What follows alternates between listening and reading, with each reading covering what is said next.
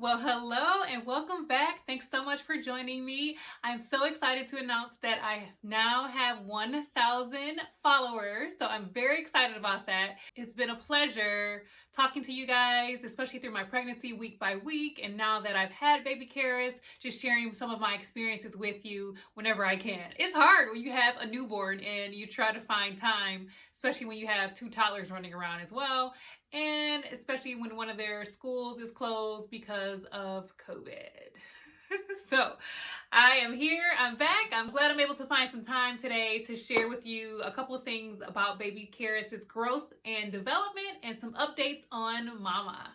Karis is about 3.5 months old now, but I want to go back and share you some updates of when she was 2 months and then right around when she was turning 3 months old, just so you guys get an idea of some of the growth and development you can expect for your newborn to have, or just if you're curious to find out what's going on with Baby Karis. At 2 months old, Karis was 10 pounds, 8 ounces, and she was about 21.5 inches tall. So what are some fun milestones? Karis is smiling now, and it seems like very responsive smiling. Like in the beginning, they just smile at random moments, sometimes when they have gas, other times when they're like falling asleep. Karis definitely has some strong neck muscles, and she's already lifting her neck very, very well, which is important because my baby's got big heads, as you guys know if you're following me. And so to be able to lift those big heads is a big accomplishment at 2 months old. Especially around 2 months is when they start responding to sounds. Their eyesight may not be 100% yet, but they can follow the sounds in the room and voices. And so oftentimes they'll try to start lifting their head to look around. Another thing is that Karis notices her hands already. So by natural reflex, she'll put her hands up and it'll catch her eyesight and she'll look at it and then turn it around and just marvel at her own hands. She hasn't noticed her toes yet. I'm trying to get her to understand that the feet and the toes are attached to her body. So I'll pick it up and like show her her toes and like tickle it so she can see me touching it and she can feel the reaction at the same time. She doesn't notice yet, but she'll get there. Right now it's all about her hands. So what happens at 8 weeks is your baby has their 2-month checkup at their pediatrician's office. And so we had Karis' appointment, and I will be the first to admit it was not fun. She was so sleepy when we got there. When I made the appointment, of course I didn't know at that point what her sleep schedule would be like, but I made it right around the time when she has one of her late morning naps. So we arrived early. I did it on purpose just so I can nurse her in the car. And then when it was time to go up, she's calm and cool. People in the elevator are like, oh, she's the cutest little baby. Oh, how old is she? Asking all those questions, and she just is smiling.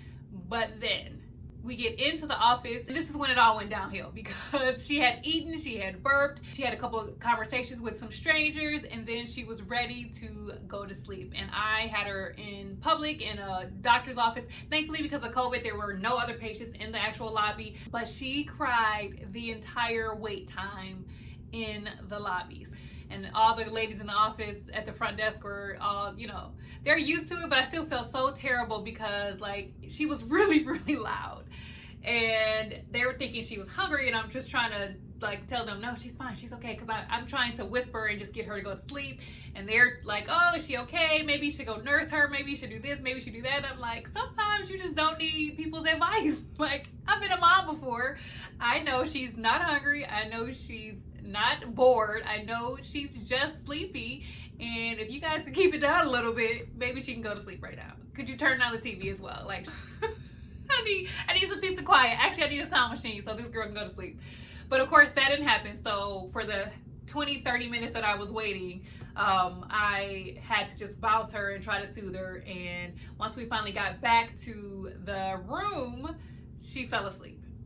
And of course, 5 minutes later, the doctor comes in. So I'm like, oh my gosh. And the doctor's all like, oh, I heard her screaming. And I'm like, I know, everyone in the office heard her screaming. I'm sorry, she's just sleepy. She's usually napping around this time. And the doctor could care less what I was saying. She just picked her up and started with the exam and is telling me I need to feed her. Like, really? I just fed her, y'all. Like, y'all don't know. Y'all don't know. But her updates on her physical were really good as far as her weight and her height and her head circumference, which of course it's huge because she's one of my babies. She's definitely in the 99th percentile for her head circumference. But her weight and her length are just around average, slightly above average. So she's doing really good, and the doctor was very pleased to see her progression. Then came the shots. Again, she was already cranky and tired, and then she had to get shots, and she had to get 3 shots. So she had to get her hepatitis B, which I hold off when I'm in the hospital with getting the Hep B. It's something that they offer as soon as the baby's born. I just like to hold off for the 2-month appointment so that I'm not immediately inflicting my baby with some disease for the inoculation process to start when they're just making their entrance in the world. And so I like to wait until the 2-month appointment. And so that's what I did. So I got her Hep B, I got her Hib, and I got her DTaP. And so my poor baby got 3 pricks, and she was not happy with a single one of them. And she let everybody in the office one more time know that she wasn't happy. And so we cried coming in and we cried going out. But we thankfully didn't have to deal with a fever afterwards, because oftentimes after a newborn gets their shots, they do develop a fever. And so we had the Tylenol already, but she didn't need it. She didn't develop a fever. So thankfully the aftermath was better than the actual process of her getting her shots. So what about mama? I had my 6-week appointment. It wasn't actually at 6 weeks. For all 3 of my kids, my 6-week appointment ended up being at like week 8. This time it was at week 9, just based on my doctor's availability and scheduling. And so the appointment went well. If you guys are following me, then you may have seen some of my earlier videos where I talked about after my firstborn, my OBGYN told me at my 6-week appointment that my vaginal walls were red and angry. So thankfully this time she said they're not as angry. She was like, after Cameron they weren't as angry, and this time they're even less angry. The reason is because of your hormone level. It's just off when after you have your baby, your estrogen and your progesterone try to have a trade-off, and then you also have these new developing hormones if you're breastfeeding, and so it just causes your estrogen to decrease significantly. And so that's part of the reason why. But thankfully, she said this time it's just not as bad, which is good. You know, when you have multiple kids, you start to wonder, like, is my body going to take longer to recover every single time? And it seems for me that it's been the other way around, where my body actually took a little bit longer to recover with the first one, and then not as long with the second, and then even quicker with the third. So I'm very grateful for that, because you just never know. Every woman is different, and everybody's body is different as well. So you don't even know how you're going to respond from baby 1 to baby 3, you know, or in between. And so it's not predictable, but at least I am able to kind of track my own progress and see my own progression. And that's a good thing. You guys, if you're following me, you saw my delivery story, and you know that I tore with Karis. And so I had a episiotomy with Kennedy. I tore naturally with Cameron, and I tore again with Karis. And you guys know my doctor told me that was to be expected when I had one of my pregnancy appointments. And she just told me, like, yeah, like, duh, like it's gonna happen. And I was kind of like, for sure? And she was like, for sure.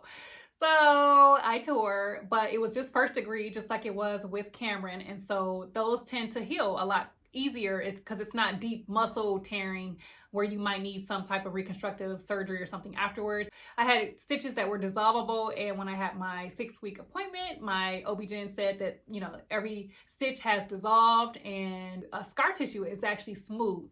And so she told me I didn't have to do perinatal massage because I didn't have like a buildup of scar tissue. So I was very grateful to hear that. I was so excited. And the one thing she did recommend is me starting to do my Kegels. So I was like, okay, ladies, we all know about the Kegels and why they're important. And so she told me it's about that time. It also was time to have the conversation about what we wanted to do as far as moving forward with birth control. And so I wasn't sure. Honestly, I didn't know, you know, what options were out there, because I haven't been on any type of birth control in 5 years. And so I'm one of those girls who didn't get their period back until after breastfeeding. And so an entire year goes by after I have my babies and I don't have a period at all. And so I'm not ovulating. So then after that year passes, I'm done. I wean the baby off of breastfeeding. Then I'm usually at a point where my period returns. With Kennedy, it returned the day I stopped. Like literally, y'all, the day I weaned the baby off.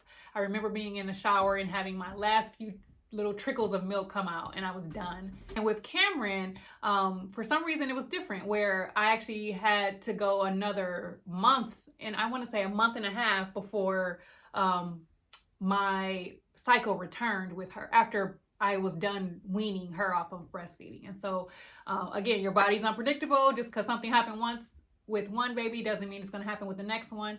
So who knows what's going to happen with Karis. But so far, no cycle. And I told my doctor I'll talk to Kelvin. We'll have to talk about some options.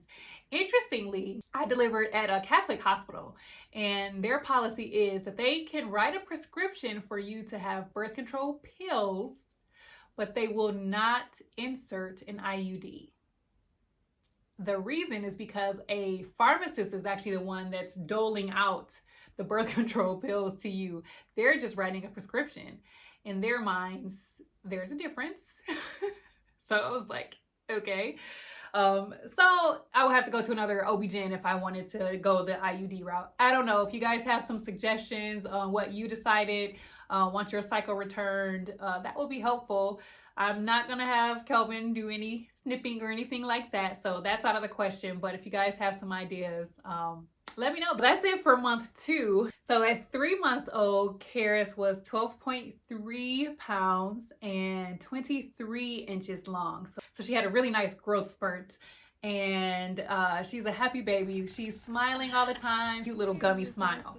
But it's like silent. It's a total silent smile. But once they get to a point where they're starting to make sounds, then they don't stop. So Karis would be up at midnight just squawking like a bird and making all these funny sounds, and it's quite adorable, I have to say. So here's a quick little snippet of what this looks and sounds like. Oh my gosh, it can be a story. Ma'am, I have to get up. Take your sisters to school. So. No, I'm saying. But no, like, we gotta get up early and get them to school. So if you could just keep it down. Well, I mean, you can come if you want, but it's gonna be early. And the way you acting, you ain't gonna get no sleep. Oh, bless you. Bless you, baby. I'll holler too. So other than that, if you guys are following me, then you know she's sleeping through the night. She's been sleeping through the night since she was 6 weeks old, which is a miracle. She's my angel baby, because Kennedy and Cameron did not start sleeping through the night until they were 9 and 10 months old. Yes, months, not weeks, months. They were almost 1 year old. Whew, those were some hard first years, but Karis is making it easy because she's been sleeping. If you guys want some tips and tricks on how to get your baby to start sleeping through the night at an early age, then check out that video. You might find something very helpful in there. One thing Baby Karis does not like are baths. And at this point, you know, you start to pick up the baths a little bit more frequently. The first month or two, we're just doing little sponge baths every few days. You don't have to do them too frequently. The most important spaces are around their neck, especially if they're bottle feeding, because they can get a lot of milk there and stuck into kind of the crevices, especially if they're so cute and chubby and they have rolls of fat.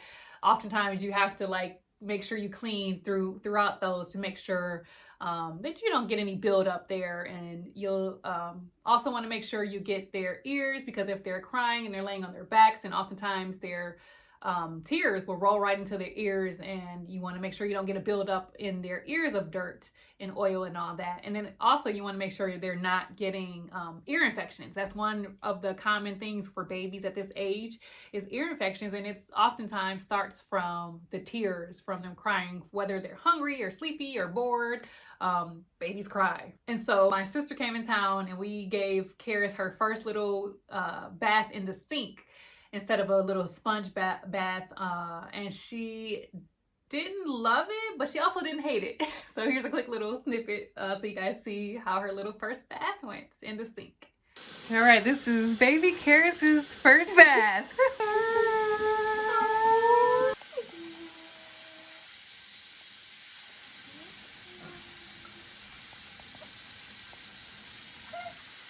Good job, baby girl.